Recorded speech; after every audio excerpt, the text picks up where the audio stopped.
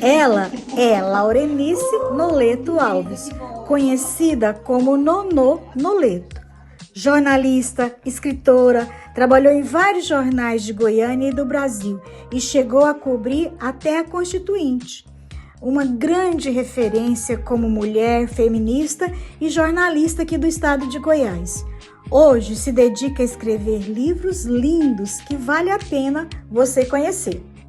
A Cida dedicou a vida a proteger a infância. Desde 1997, atende vítimas de violência, principalmente crianças e adolescentes, meninas, mulheres. Ela quer que as políticas públicas enfrentem a realidade dos abusos que acontecem dentro das próprias casas. Neste episódio, ela fala sobre negacionismo, proteção e o papel essencial da escola e das instituições.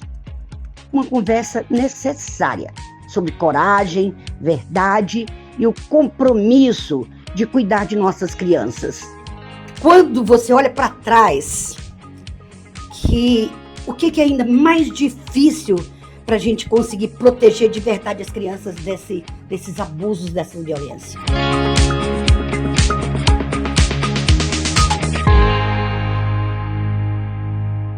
Nonô, antes de falar dos desafios, eu gostaria de contar um pouco da minha experiência. Então, foram quase 28 anos, quase 3 décadas que eu atendi pessoas que estavam em sofrimento mental decorrente de violência, de todas as idades, de 5, 4, 50, 40, 30, 70. Só que no processo terapêutico, de verdade, eu cuidei só de crianças. A infância é um período muito delicado da nossa vida. Então, quando se vai aprofundando, chega numa história daquela pessoa que já tem 70 anos e vai falar da sua infância, das suas dores, como se fosse ontem. Então, eu cuidei Isso só aqui, de esse mural representa muito isso da sua vida? Esse mural é uma ode à infância, toda a minha carreira, todo o meu estudo, eu quis dedicar ao cuidado com a infância. E tem um poema que me guia do José Saramago. Tentei não fazer na minha vida nada que envergonhasse a criança que fui. Ah, que lindo!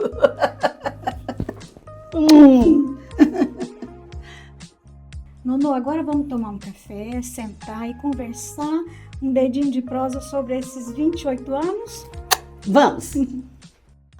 Então, agora que a gente tem mais um tempinho, fala pra gente, aquela pergunta que eu te fiz, mais ou menos.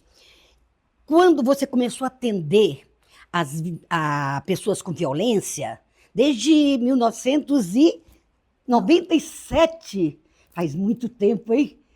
Cida, você que é doutora em educação, você trabalha como psicóloga há mais de 34 anos, né?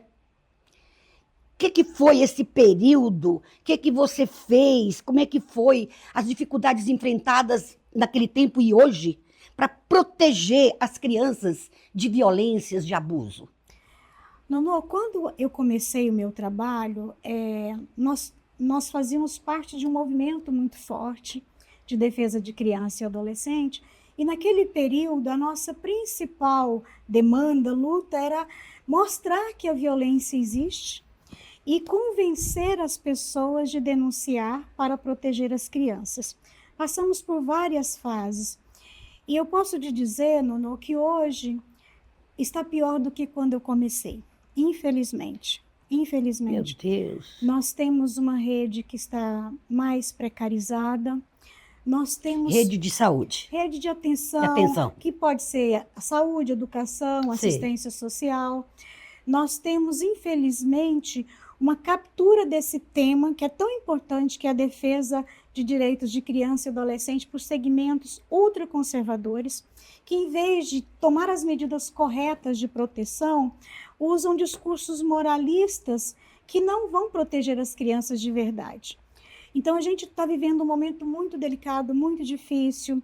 Os nossos conselhos tutelares, eles estão tomados por pessoas que não têm uma experiência, de fato, com direitos de criança e adolescente. Na verdade, é um aparelhamento de segmentos religiosos fundamentalistas. Então, é um desafio muito grande lidar com essa demanda hoje. Mas eu queria ressaltar um ponto, Sim. que tem a ver com a visão que a gente tem da própria situação de violência. Eu vou usar um paralelo, porque eu sei que a gente viveu uma fase delicada da Covid-19, eu vou usar o paralelo da pandemia para falar do negacionismo que eu percebo em relação às situações de violência. No negacionismo que aconteceu na Covid, o que estava ali implicado? Crenças, às vezes religiosas, às vezes crenças de extremistas e também pseudociência, que em vez de fazer o que era necessário diante daquela realidade tão delicada, que era o que a Organização Mundial de Saúde apregoava, que era você fazer a separação das pessoas e diminuir a exposição, vacinação imediata, isso não ocorreu. E a gente teve 700 mil mortes. Um especialista, que é o Pedro Adal, ele diz que 400 dessas mortes seriam evitáveis. 400 mil. 400 mil seriam evitáveis Meu se Deus. a gente seguisse o que a ciência diz. E o que eu vejo nessa situação das violências sexuais contra crianças e adolescentes? Vamos pegar o panorama. Qual que é a realidade? Como é que essa criança está inserida? 80% das notificações que é feita no Sistema Único de Saúde, que tem um grau de confiabilidade alta, a violência acontece na residência da vítima, em especial de crianças e adolescentes. Se nós pegarmos o Atlas da Violência de 2024, ele vai mostrar que de 0 a 9 anos representa 30,4% das vítimas de violência, meninas. Meu Deus. E de 10 a 14 são 49,6%. Somando de 0 a 14, são 80% das violências acontecem com meninas abaixo de 14 anos. E no ambiente familiar? No ambiente familiar. E se a gente pega quem são os principais autores de violências sexuais? Aí a gente precisa... Chocante. A gente precisa encarar essa realidade. Principal autor da violência sexual de meninas são os pais biológicos. Biológicos? Biológicos. Não é nem o padrasto. O padrasto vai ocupar a segunda posição, ali meio que envolto naqueles autores como avós, tios, Sim. primos, irmãos. Então, a realidade do fato é essa. A violência acontece dentro da casa, o principal autor é alguém do vínculo de confiança parental e são meninas abaixo de 14 anos. Isso a gente precisa deixar de negar. Porque se nós não entendemos essa realidade, tanto políticas como leis que vão ser feitas para cuidar de crianças não vão funcionar. O que eu vi ao longo do tempo, Nonô? As campanhas como eram feitas? Conte o que você está passando para a sua família, para o seu pai, para a sua mãe. É ridículo, porque a criança pensa, mas o autor principal é alguém da minha família. Então, você veja, se a gente não conhece os dados, a gente conduz campanhas de forma equivocada. De forma errada, né? Então, a partir de um determinado tempo, a gente percebeu que a prioridade era investir na educação sexual na escola. Na escola. Porque se acontece dentro da família, qual a outra instância que pode interditar e que tem esse contato dia a dia com a criança? É a escola. A escola. Então, quando acontece orientações, e orientação, educação sexual é o quê? Explicar para a criança a diferença entre o contato carinhoso, que é aquele de cuidado e de higiene. Nas partes íntimas não se tocam, a não ser para limpeza e para tratamento médico, para ela discernir o que é algo que é bom, que o coração dela não está se sentindo ali agoniado, e o que é algo que exige segredo, que não conta para ninguém. À medida que a criança vai se fortalecendo, ela pode trazer essa denúncia, mas ela precisa saber disso, faz parte do processo de proteção, ela se capacitar para contar, né? E para entender o que está acontecendo, Sei. porque a maioria não entende. Ela vai vivendo aquelas situações de violência sem saber o que é de verdade, porque ela está ali no ambiente familiar. Então, entender essa realidade muda a forma de fazer campanha e muda as leis. E existe campanha para os professores, as professoras também? Nós fizemos, durante um tempo, um trabalho muito interessante. A escola, ela inclusive foi capacitada, estava dentro das normativas da escola fazer o trabalho de educação, mas lembra que eu te falei que esse tema foi capturado por segmentos extremistas que começaram a inibir esse processo de educação na escola. E, inclusive, defender o home care. Ou seja, que as crianças não vá para a escola para serem educadas. Só o fato da criança estar na escola já representa um fator de proteção contra a violência. Sei. Você veja, na pandemia, que a criança teve que estar o tempo todo em casa, aumentou em 50% a ocorrência de violências denunciadas. 50%. Então, só o fato de estar na escola já representa um ambiente de proteção. E estar na escola e a escola se preparar, entendendo os sinais de alerta, fazendo o trabalho de educação, ela pode também identificar precocemente essas situações e buscar ajuda, e a criança ser protegida. Sim, muito bem. E hoje, com o conservadorismo, parece que aumentando, né? Tanto na política, quanto no comportamento das pessoas, o que se pode fazer?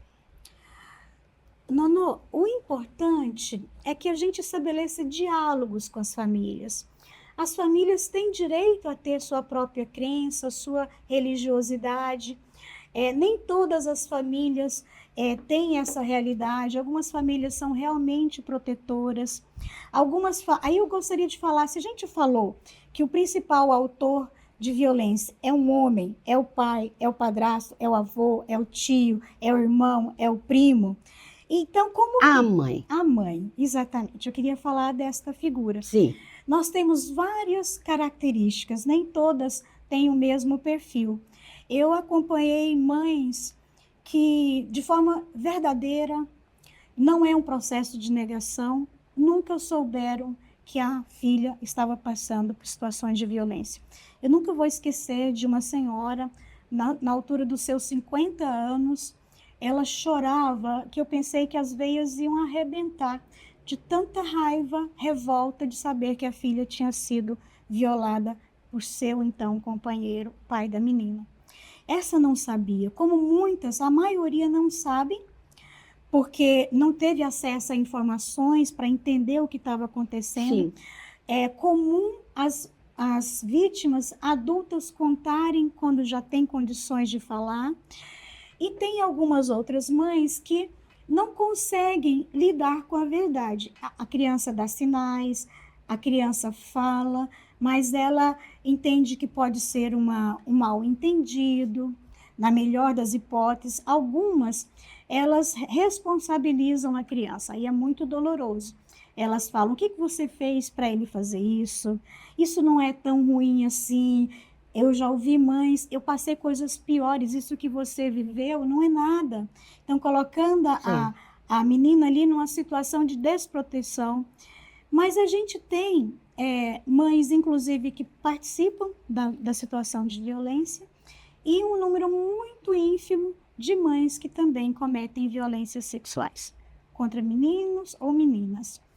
Agora, existe uma mãe especial, tá? Que é aquela mãe que acredita, que é aquela mãe que não responsabiliza a criança e que vai até as últimas consequências para proteger essa criança. Eu quero falar dessa mãe agora. Nonô, para a gente entender essa mãe protetora, eu quero contar um pouco da minha experiência com as crianças. Sim. Então, eu atendi crianças muito pequenininhas, o jeito delas falarem da situação, de expressar os seus sentimentos era na brincadeira. E o que eu observava de conteúdos, ou um sentimento de ter sido machucada, de não ser respeitada, às vezes o sentimento de inferioridade, porque o que eu tenho que isso aconteceu comigo, ou então uma raiva que ela não conseguia controlar, que ela expressava ali no desenho ou com as outras crianças, o que a gente chama de agressividade exacerbada, ou ela repetiu o comportamento que ela sofria com outras crianças. Então, você via ali sentimentos negativos em relação a si mesma, em relação ao autor de violência, que em alguns momentos ficava assim ambivalente. Ambivalente é você tinha sentimentos de muito sofrimento, raiva, revolta, dor, e ao mesmo tempo aquela pessoa deveria ser a pessoa que eu deveria amar, a sociedade cobra que eu deveria amar, ou ela em algum momento foi boa para mim, então essa divisão. E quando a gente ia trabalhando esses sentimentos, ela ia tendo capacidade de expressar, e isso ia ficando mais elaborado para ela, as que conseguiam aprofundar esse nível chegava em 2 sentimentos que eram tão devastadores como esse de se sentir inferior, de se sentir estragada, de não se sentir amada, de sentir que o mundo é injusto com ela, que era a mágoa e o ressentimento. De quem? Da mãe? Daquela pessoa que ela acreditava que a amava e que ela depositou confiança e contou para protegê-la. Que devia protegê-la E não a e não protegeu. protegeu. Essa mágoa e esse sentimento é muito forte. É algo muito devastador e, em alguns casos, muito real. Por quê? Em alguns casos que eu acompanhei, quando a criança conta ou a menina conta, em vez dessa figura acolher e acreditar, ela é, em alguns casos, até expulsa da família. Eu acompanhei meninas que foram ter que morar na rua. Ou ela não é expulsa, mas ela passa a ser o bode expiatório daquela família, onde toda a descarga da raiva, da revolta, ela é o alvo. Então, essa pessoa fica num lugar muito difícil. E o que eu percebia quando essas crianças iam aprofundando e trazendo esses sentimentos? Que elas tinham uma mãe imaginária que era a mãe que elas queriam. E quem são essas mães que era o sonho de todas essas crianças? A mãe que não a troca para que mantenha a imagem da família perfeita, a mãe que não a negocia por ganhos econômicos, a mãe forte que luta até o final pela sua integridade e dignidade. E quem são essas mães hoje? As mães que estão sendo penalizadas, criminalizadas por uma lei. As leis de hoje? Exatamente. Existe uma lei que foi criada sobre o invólucro de que era para proteger a criança contra as violências psicológicas ali na separação, na crise que acontece quando os casais se separam, mas que ela tem um fundo muito misógino. O que é isso? Ela tem como coluna vertebral uma imagem depreciativa da mulher. A mulher como símbolo da vingativa, da mentirosa, da dissimulada, que usa as crianças para atacar o parceiro que ela se separou. Então, esse mito, que é muito comum na nossa sociedade, caiu como uma luva nessa lei. Então, o que a gente vê? Todo o tempo, quando eu falei que no começo a nossa luta era para estimular as pessoas a denunciarem, acreditar na justiça, nós levamos 3 décadas para isso crescer. Hoje, as mulheres estão entendendo o que está acontecendo, vendo os sinais, acreditando na criança. E quando elas vão na justiça, a justiça ela é contra essas mulheres, dizendo que ela é uma alienadora ou apostando na ideia de falsas memórias. A gente viu, Nonô, que as crenças às vezes religiosas ou as crenças comuns, o senso comum, impedem da gente entender a realidade. Mas existem pseudociências ou interpretações errôneas de alguns conceitos científicos que também mascaram a verdade. Olha, esse livro aqui, eu li ele há muito tempo atrás, há muito tempo, 90, olha aqui, quando eu era estudante ainda, Este aí. E aí tem relatos, são relatos. A violação do silêncio, Isso. Eva Thomas. Isso.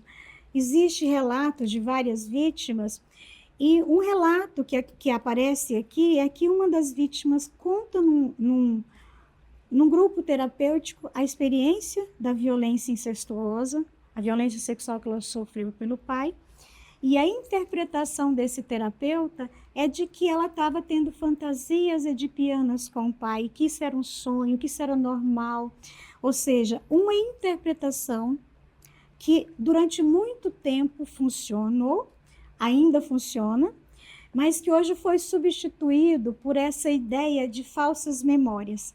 A ideia de que a mulher é capaz de implantar memórias na criança e dizer para que ela diga coisas irreais. A criança, ela é incapaz dessa abstração, porque ela consegue narrar coisas que são concretas da vida dela, que ela viveu. Ela não vai dar conta de descrever ali, mesmo que um adulto a estimule, detalhes de práticas sexuais adultas, se ela não vivenciou. Então, hoje, o que a gente vê de pseudociência, de alegações que prejudicam acreditar na voz da criança, vem de uma pseudociência, que teve origem num conceito desenvolvido por um médico, o Richard Gard, que tinha como principal tarefa dar laudos para suspeitos de pedofilia. E essa síndrome da alienação parental é uma falsa... É que deu nome, então, a essa... A lei da alienação. A lei da alienação Isso, parental. Exatamente. Então, a lei da alienação parental é baseada numa tese totalmente errônea. Que nunca foi reconhecida por nenhum órgão sério. A pesquisa que ele apresenta não tem consistência e rigor científico. E esta tese de uma síndrome que é negada por todos os grandes organismos científicos foi a base para a implantação de uma lei que aconteceu assim muito rápido. Aqui no Brasil só? Só existe no Brasil. Essa lei só existe no Brasil. E o que existe agora para se derrubar essa lei? Existe um movimento muito intenso de mães, profissionais da área da saúde, o Conselho Federal de Psicologia, o Conselho Nacional de Saúde e outros órgãos que vêm tentando revogar esta lei no Congresso Nacional. Uma luta difícil, porque ainda paira sobre essa lei essa áurea de que protege a criança. E, na verdade, Nono, essa lei ela foi uma contra-reação dos pais, dos autores de violência, a lei, violadores, a lei Maria da Penha, que foi aprovada em 2006. Então, as mulheres tinham um arcabouço que pudesse denunciar a violência que sofria. Essa lei surge como uma forma de capturar o silêncio da mulher. Porque qual é a forma, Nono, de uma mãe se calar ante uma violência? Qual que é o mecanismo que ela mais se fragiliza? Aonde que pode ir? Qual que é o ponto fraco de uma mulher? No filho? O filho. E é aí que essa lei pega. Quando a mulher denuncia uma situação de violência contra ela, ou uma violência contra seus filhos e filhas, eles vão ali, na guarda dessa criança. E, em alguns casos muito perversos, a guarda é revertida e a criança fica sob a tutela do autor de violência. Olha, essa é uma situação, nesse longo tempo que eu trabalho, das mais cruéis que eu já vi. O desespero. E desde quando existe essa legislação no Brasil? Ela foi outorgada em 2010. Eu já acompanhava casos que usavam esse princípio, esse argumento da alienação, antes da lei ser promulgada. E em 2009 eu tive que acompanhar uma mãe que fez a denúncia de violência sexual da filha e um juiz do interior que tinha todo uma proximidade com o autor, estava determinando as visitas dessa criança sem a mãe presente e a criança ficava em desespero. Então, a gente tentou intervir nesse momento e desde aí a gente percebeu que não era só uma visão filosófica ali de um juiz de um interior da cidade de Goiás, mas passou a ser uma legislação que hoje ordena o nosso país. E o que as crianças estão vivendo, a partir dessa lei e o que as mães estão vivendo, eu torço um dia que o Estado pague. Mas há um movimento para derrubar essa legislação no Congresso hoje. Existe um projeto de lei de autoria da Sâmia Bonfim e uma outra deputada. Ele está precisando chegar ali na Comissão de Constituição e Justiça, ser aprovado ali, para que seguisse na votação. E essa Constituição não avança. Sempre que vai à votação, um pede vistas e vai atrasando. E essa é uma demanda urgente. É uma das lutas prioritárias hoje, então. Hoje eu acredito, Nonô, que o principal desafio para proteger crianças e adolescentes, eu falo como psicóloga, como ativista, é revogar a lei da alienação parental. Quem fala em campanha, proteção e cuidado e não se posiciona contra esta lei está num processo de negação, de negacionismo. O que se precisa fazer? O que você sugere para as mulheres, para as mães, poderem fazer para apoiar essa luta, para ajudar nessa campanha? As mulheres, as mães precisam pressionar os deputados de sua região, do seu estado, para que aprove imediatamente a revogação da lei da alienação parental. Nós podemos fazer isso. As mulheres mostrou no Brasil a sua força e nós podemos, mas a gente precisa deixar de negar a verdade e também os defensores de direitos, seja ativistas sociais ou membros do judiciário, também deixe de negar a realidade e entenda que, infelizmente, a maioria das violências sexuais contra crianças e meninas, o autor é o próprio genitor. Essa é uma realidade que não temos como fugir. É doída, né? É triste, mas é a realidade. E é em cima dessa realidade que nós, né, mulheres, temos que, então, nos unir, né, para fortalecer essa luta, para apoiar, né, Cida? E nesse dia 12, no Dia Diga. das Crianças, esse encontro nosso, esse café, é para, primeiro, eu me solidarizar com todas as crianças, todas as meninas, inclusive da minha família, que eu não consegui proteger. Então, trazer essa informação faz parte de uma reparação que eu faço e, ao mesmo tempo, dar as mãos de forma mais intensa e profunda a toda mãe que está sofrendo, sendo punida, responsabilizada criminalmente por esta lei, que é uma lei que protege pedófilos e autores de violências sexuais incestuosos. É a lei do incesto. Então, vamos dar as mãos.